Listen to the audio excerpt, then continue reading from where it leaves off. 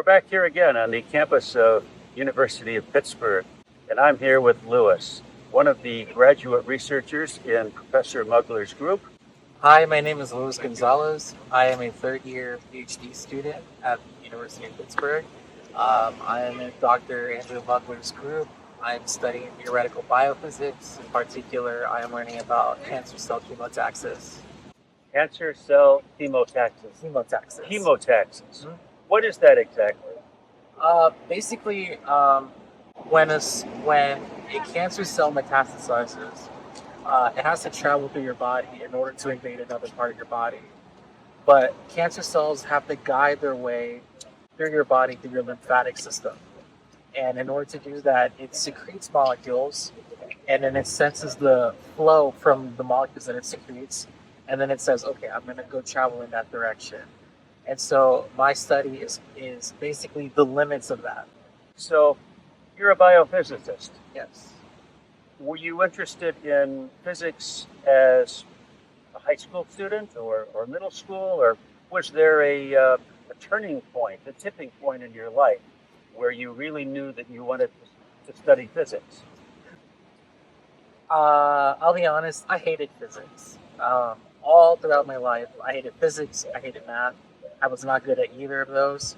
I haven't taken a physics class until I got to college. I went through the list of majors offered, and I stopped at astrophysics, and then I said, hey, I'll do astrophysics, and I switched to biophysics with Dr. Mugler. Was there anybody significant that might have led you toward the direction of science? That's a good question. I would say the person that influenced me the most, I would say, were my parents. My parents were illiterate. They're farmers. They came from a third world country, Dominican Republic. Around ninth grade, I dropped out of school for a few weeks and then came back, and that was because my parents, they encouraged me to keep going to school, and I would say because of them and them like making a life for me that I didn't have to worry too much about other things surrounding my life. I just focused on school. That's why I stuck through it. What's it like doing research? Do you ever feel like you're going down a dead-end path, like maybe the project you're working on doesn't have good answers? What do you do to stay motivated? I go through that a lot. I have done over 15 different projects from the time I started my physics career in college to now, between astrophysics and biophysics and a little bit of other things in between. And burnout is real. It's easy to say that I only do things that I like to do, because sometimes you don't know what you like until you do it. You don't know if you hate it until you do it. But for me, what keeps me away from burnout is that I'm doing many things that I like to do. Like if I'm going nowhere with this research that I'm doing, I'm also doing another research project currently, and doing well or being successful in that gives me the motivation to try more in this other research that I'm going in a day. So you mentioned art. Does creativity play a role in your research? Yeah, I'm a very visual learner. The way that I teach myself and the way I present my information is very visual.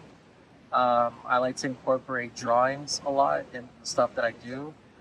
And my research, I would say, has a very strong visual element to it.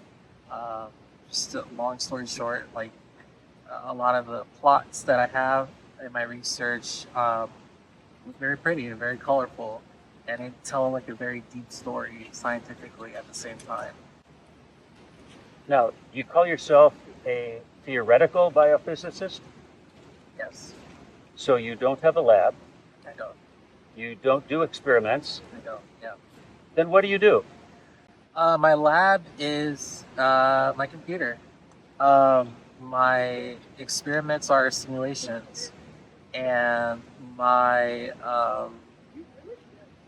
my collaborations are being in front of a whiteboard or a blackboard and just writing out equations and drawing pictures. So when you look to the future, what do you see yourself doing, let's say 5 years or 6 years from now when you're done with your PhD? Dreaded question. I think of that a lot, a lot. My goal in life is to help my father retire, and it's hard to say like what I want to do. Sometimes I wonder if I'm being selfish if I say I want to do something for the money. I really want to earn a lot of money, and whatever path that takes me, whether that's being a professor, so going through postdocs to become a professor, hopefully, or going to industry and go from there. But I know for a fact that like my end goal, hopefully, is to help my father retire. What advice would you have to students who might be in middle or high school who may not be sure of what they want to do or where they want to be or how they want to do it? What advice would you have? What advice would you have for them? Well, I have three categories of advice. So the first one is school. Take it seriously. I know that it's hard to take it seriously because it's high school, and oftentimes it feels like, man, this is so boring. Like, I'm never going to be doing this. This is annoying. Why am I doing this? This is the one time of your life where the only thing that's expected of you is to be a decent student. And take advantage of that time. I kind of regret not being as great of a student as I could have been in high school had I taken it a little bit more seriously. Second advice I want to say is I am someone that's not an archetypical person in physics for a variety of reasons. I am not someone that gets good grades. I struggle a lot. I have problems learning material, and I'm not afraid to tell Andrew, Professor Mugler, that I'm lost, that I don't know like what to do when we're doing a project. But I work twice as hard than anybody else. If I don't know something, I work hard at learning it. So always put in effort. Always, don't give up. And number three is believe in yourself. When you're going into college, it feels so daunting. You're with students who've been doing physics all their life.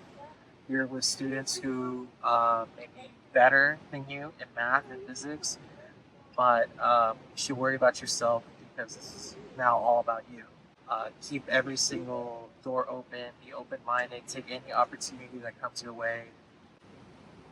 Louis, thanks a lot for your time. I've enjoyed our conversation, and I'm sure our listeners and our viewers will too. Thank you. Thank you very much. Thank you.